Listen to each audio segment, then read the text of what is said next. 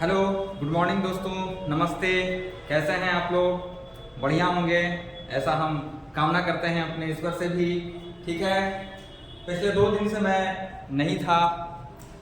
मुझे पता है आप लोगों को काफ़ी परेशानी का सामना करना पड़ा होगा।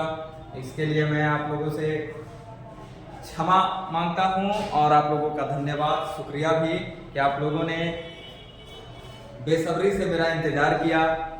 तो चलिए आज फिर से हम लोग लौटते हैं विष्णु क्लासेस के प्लेटफॉर्म पे। आप सभी का मोस्ट वेलकम। और जहां हम लोग छोड़े थे इस चैप्टर को, यानी कि हम लोग जो पढ़ रहे थे, क्या पढ़ रहे थे हम लोग? एनसीईआरटी का 10th क्लास का डेवलपमेंट चैप्टर हम लोग पढ़ रहे थे। आइए उस चैप्टर को फिर से हम लोग क्या करते हैं, जहां तक पढ़ लिए थे उसके आगे की ओर हम लोग बात करेंगे, चर्चा करेंगे। ठीक है, तो चलिए शुरुआत करते हैं इसी के साथ। ठीक है, तो चलिए देखिए, आज हम लोगों को पढ़ना है लिमिटेशन ऑफ एवरेजेज। ठीक है, क्या बोला गया है? Limitation of averages. ठीक ना? कहने का मतलब है कि जो एवरेज होता है, औसत होता है, उसकी भी कुछ क्या है, लिमिटेशन है। ठीक ना? तो समझते हैं क्या क्या लिमिटेशन है। Average are good for comparison but hide disparity. देखिए क्या कर दिया गया है कि एवरेज जो होता है दोस्तों, वो अच्छा होता है। किसके लिए अच्छा होता है? तुलना करने के लिए एवरेज बहुत ही बढ़िया है तरीका। लेकिन क्या कर दिया? लेकिन दे हाइड डिस्पैरिटी। लेकिन ये क्या कर देता है, जो डिस्पैरिटियां होती हैं, कमियां होती है ना, ठीक है, उसको क्या कर देता है? छुपा देता है। ठीक है, they don't tell us how income is distributed. क्या? They do not tell us how income मतलब कैसे आपका आय हो रहा है, उसके बारे में तो ये बताता ही नहीं है। ठीक है, जो इनकम का डिस्ट्रीब्यूशन है, बंटवारा है, वो कैसे हो पा रहा है, उसको तो बिल्कुल छुपा देता है एवरेज। ठीक है, एग्जांपल से आप समझ सकते हैं दोस्तों। जैसे इस जगह पर दिया गया है इक्विटेबल यानी समानता। कंट्री ए एक बनाया गया है और कंट्री बी यानी देश ए नाम का एक देश है और कोई देश बी है। ठीक है, तो आप देख सकते हैं क्या है, equitable versus country B unequal. ठीक है, मतलब कंट्री ए जो है समानता को प्रदर्शित करता है और कंट्री बी जो है वो असमानता को प्रदर्शित करता है। जैसे देखिए, आप कंट्री ए में देख रहे होंगे, ये चारों लोग जो हैं क्या है, चेयर पे बैठे हुए हैं। एनसीईआरटी ने समझाने का प्रयास किया है कि ये चारों लोग क्या हैं, चेयर पे बैठे हुए हैं। और देखिए चारों हैप्पी हैं, मतलब क्या है, संतुष्ट है, सेटिस्फाइड है, खुश है। ऐसा कब होता है? ज्यादातर आप देखते होंगे, अपने घर में भी देखते होंगे कि मान लीजिए अगर आप 2-4 भाई बहन हो और पापा ने कोई सामान लाया हो और अगर सभी में समान तरीके से उसे बांटा गया हो, तो हम लोग बहुत खुश होते हैं। और अगर किसी एक को भी थोड़ी सी भी कम अमाउंट में मिल जाए तो हम लोग क्या हो जाते हैं, उदास हो जाते हैं कि नहीं दोस्तों? हाँ, हो जाते हैं। तो देखिए कंट्री बी क्या है, अब देखिए इस जगह पर असमानता दिखाया ना, एक व्यक्ति बड़े आराम से चारों को कैप्चर किए हुए है, ठीक है, और बाकी 3 लोग उदास, सैड। देखिए तो ये क्या हो गया, अनइक्वल हो गया। ठीक ना? मतलब जो इनकम इस जगह पर जो डिवाइड किया गया, डिस्ट्रीब्यूट किया गया है दोस्तों, वो असमान तरीके से किया गया है। ठीक है, चलिए अब और आगे बढ़ते हैं। देखिए अब क्या बोला गया है, इनकम वर्सेस अदर क्राइटेरिया।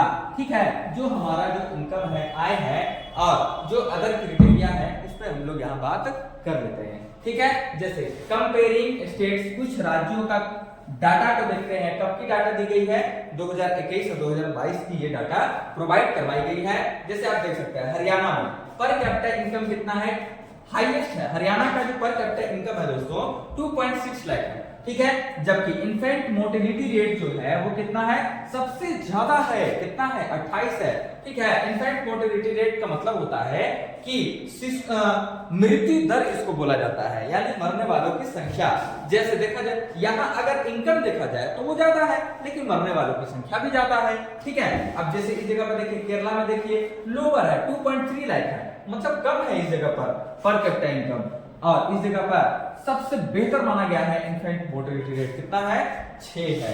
और बिहार की देखी जाए तो लोवेस्ट है। ठीक है, इनकम भी कम है और मोर्टेलिटी रेट भी ज्यादा है। ठीक है, तो हम लोगों को इस पे कुछ ना कुछ करना चाहिए, अपने राज्य के लिए भी करना चाहिए ना दोस्तों। तो चलिए और भी आगे बात करते हैं, चर्चा करते हैं। देखिए, money is in your pocket can not buy all the goods services needed to live well. क्या बोला गया दोस्तों, जो पैसा होता है ना, हम लोग के जो पैकेट में पैसा है वो क्या कह रहा है, can not by all the goods और सर्विसेज। ठीक है, जो हमें एक बेहतर जीवन जीने के लिए जिन भी चीजों की जो जरूरत होती है ना दोस्तों, वो सारी चीजों को जो हमारे जो पैसे होते हैं उसको बाई नहीं कर सकता है। ये बात आप मानते हैं कि नहीं मानते हैं? ठीक है, जैसे आप देखो ना, अगर आपको खुश रहना है, ठीक है, तो क्या पैसे से आप खुशी को खरीद सकते हैं? आप लोग में से कुछ लोग बोल सकते हैं जी सर ऑफ कोर्स खरीद सकते हैं। बताइए कैसे?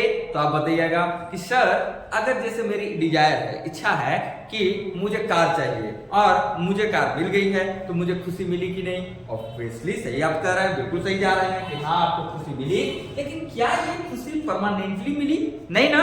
आज आपने खरीदा, 2-4 दिन चलाया, 10 दिन चलाया, महीनों चलाया, सालों चलाया, उसके बाद फिर से आप बोलेंगे नहीं यार मजा नहीं आ रहा जीवन में, कुछ अच्छा नहीं लग रहा है। तो कहीं ना कहीं क्या हुआ, जो इच्छाएं थी क्या वो आपकी सेटिस्फैक्शन को कंप्लीट कर पाई? नहीं ना, आप फिर से दुखी हो गए। तो उसी को कहा गया है कि पैसा जो है सारी चीजों को नहीं खरीद सकता है, खास करके बेहतर जीवन को तो बिल्कुल ही नहीं खरीद सकता है। ठीक है, Kerala had better health facility despite lower income. कह रहा है कि केरला को देखिए ना दोस्तों, इस जगह पर क्या आपको देखने को मिल रहा है, केरला में यहाँ पर हेल्थ फैसिलिटी काफी बेटर मानी गई है, बहुत अच्छा माना गया, बेस्ट लिखा गया है, समझे कि किसके बावजूद, तो जबकि वहां पास क्या है, इनकम कम है, इसके बावजूद भी केरला का हेल्थ फैसिलिटी काफी बढ़िया है कि नहीं दोस्तों? तो इससे क्या समझने को मिल रहा है, इससे यही समझने को मिल रहा है कि इनकम जो है वो मायने तो रखता है,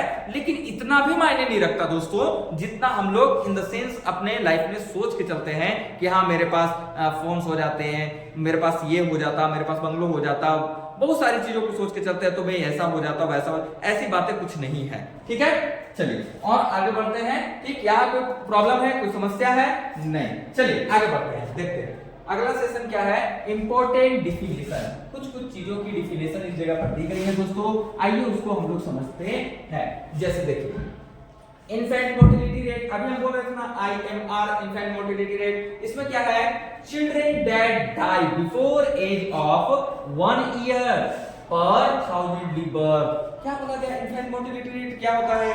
देखिए इन्फेंट मोर्टेलिटी रेट हम उसे कहते हैं दोस्तों जब क्या है, जब 1000 बच्चों का जन्म होता है, ठीक ना, क्या पर 1000 गिव बर्थ, मतलब जब 1000 बच्चों का जन्म होता है, ठीक है, तो children that die before age of, मतलब 1000 बच्चों का जन्म हुआ और उसने अपना 1 साल भी कंप्लीट नहीं कर पाया और उसकी मृत्यु हो गई, इसी को कह देते हैं IMR, यानी कि इन्फेंट मोर्टेलिटी रेट इसे कह देते हैं। कोई दिक्कत दोस्तों, समझ में आया ना? चलिए फिर आगे बढ़े, चलिए तो लिटरेसी रेट को समझते हैं। लिटरेसी रेट का मतलब होता है साक्षरता दर होता है, यानी समझिए क्या, literate population in the 7 and above, ठीक है, एज ग्रुप। कह रहा है कि लिटरेट पॉपुलेशन यानी साक्षर जनसंख्या, किसे हम कह पाएंगे, कह रहा है इन द 7 एंड एबव, मतलब 7 और 7 से ज्यादा का जब एज के जो लोग होते हैं, इनकी जो ग्रुप होती है, समूह होती है, ऐसे ही चीज को हम लोग कह देते हैं लिटरेसी रेट। यानी जब 7 वर्ष का आयु का कोई बच्चा हो या उससे ऊपर का कोई बच्चा हो, जब वो लिखना पढ़ना सीख जाता है, ठीक ना, उसी को हम लोग क्या बोल देते हैं, लिटरेसी रेट बोल देते हैं दोस्तों, ठीक ना। नेट अटेंडेंस रेशियो, अब इसको समझिएगा, ठीक ना, क्या है, percentage of children in age group 15 to 15-70 years attending school. दोस्तों ये क्या था, ये कह रहा है कि क्या कह रहा है कि जो 15 से 17 वर्ष के उम्र के जो बच्चे होते हैं, ठीक है, उनका स्कूल जाने का कितना रेशियो है, कितना परसेंटेज है, 15 से 17 वर्ष के बच्चों का जो समूह होता है, वो कितने बच्चे प्रतिदिन स्कूल उपस्थित हो पा रहे हैं, प्रेजेंट हो पा रहे हैं, इसी को कहा जाता है नेट अटेंडेंस रेशियो। कोई दिक्कत है दोस्तों, कोई दिक्कत इसको समझने में नहीं ना? चलिए अब और आगे बढ़ते हैं हम लोग। चलिए इसके साथ देखिए, और इस जगह पर क्या कहा गया है, फिर आगे जो बात है वो कही गई है पब्लिक फैसिलिटी, यानी जो लोगों को जो सुविधाएं दी जा रही हैं उस पर भी चर्चा कर लेते हैं दोस्तों। तो जैसे देखिए व्हाई, क्यों क्यों collective provision is cheaper and better, कह रहा collective provision is cheaper and better, जो कलेक्ट किए जा रहे हैं, इकट्ठा किए जा रहे हैं, वो कैसा सस्ता और बेहतर होना चाहिए। जैसे एग्जांपल आप समझिए क्या है, security for the whole locality, मतलब जितने भी स्थानीय लोग हैं, जो भी लोग हैं, वो ये चाहते हैं कि नहीं दोस्तों कि हाँ हमें क्या मिले, सिक्योरिटी मिले, सब लोग चाहते हैं, मैं भी चाहता हूँ, आप भी चाहते हो, है ना। जैसे पॉल्यूशन फ्री एनवायरनमेंट, और क्या चाहते हैं हम लोग, ऐसा वातावरण होना चाहिए दोस्तों जो क्या हो, पॉल्यूशन फ्री हो, प्रदूषण नहीं हो, जैसा कि अभी चल रहा है। क्या वैसा हम लोग चाहते हैं? नहीं चाहते हैं दोस्तों वैसा, ठीक है। Schools, you can't study if no school exist, क्या स्कूल भी चाहिए होता है हमें, ठीक ना। पीडीएस सिस्टम यानी कि राशन शॉप्स चाहिए फॉर फूड सिक्योरिटी, किसके लिए पीडीएस क्यों चाहिए, पब्लिक डिस्ट्रीब्यूशन सर्विस कर सकते हैं, ठीक ना। इसमें क्या होता है कि जैसे आप देखते होंगे अपने आसपास के गांव में, गांव में कि हर एक महीने सरकार क्या करवाती है, राशन देने का काम करती है ना दोस्तों। हाँ, उसी को कहते हैं पीडीएस सिस्टम। ऐसा क्यों करती है, मतलब ऐसा इसलिए किया जाता है कि जो लोग अपना मार्केट से जो भोजन है, जो जैसे चावल हो गया, गेहूं हो गया, इन चीजों को महंगे दर पे नहीं खरीद पाते हैं, ऐसे लोगों के लिए सरकार क्या करती है, पीडीएस सिस्टम के माध्यम से उन्हें ग्रेन प्रोवाइड करवाती है, ठीक है ना।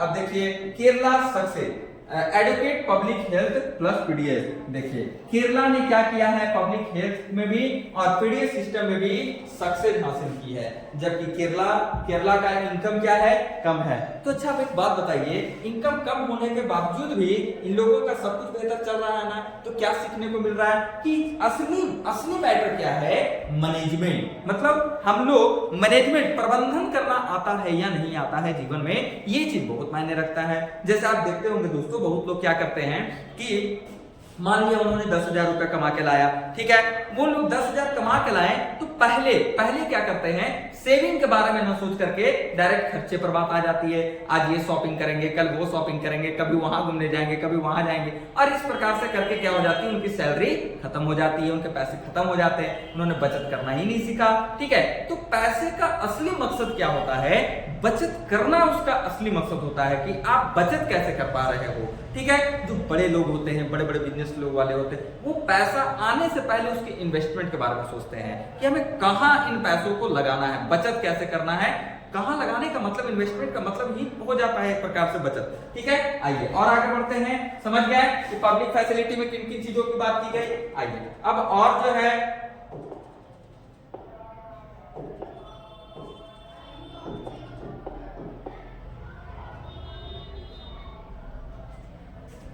तो दोस्तों आज हम लोग यहीं तक रखेंगे, ठीक है, पीडीएस सिस्टम तक ही रखेंगे, ठीक है।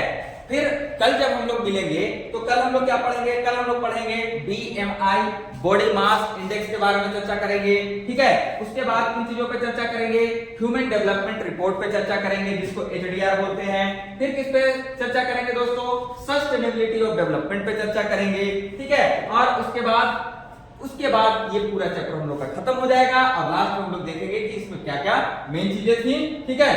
अब इसी के साथ हम लोग क्या करते हैं, आज का क्लास यहीं तक रखेंगे, ठीक है दोस्तों, ठीक है। आज का क्लास हम लोग पब्लिक फैसिलिटी तक ही रखेंगे। तो आप लोगों का बहुत बहुत धन्यवाद। आप लोगों से बस एक विनती है, छोटी सी रिक्वेस्ट है कि आप हमारे विष्णु क्लासेज के साथ बने रहें, हमारे चैनल को लाइक करें, सब्सक्राइब करें, शेयर करें और ज्यादा से ज्यादा इन वीडियो को लोगों तक पहुंचाने का प्रयास करें। इसके लिए आपका बहुत बहुत धन्यवाद। तो चलिए आज यहीं तक रखते हैं। नमस्कार, धन्यवाद।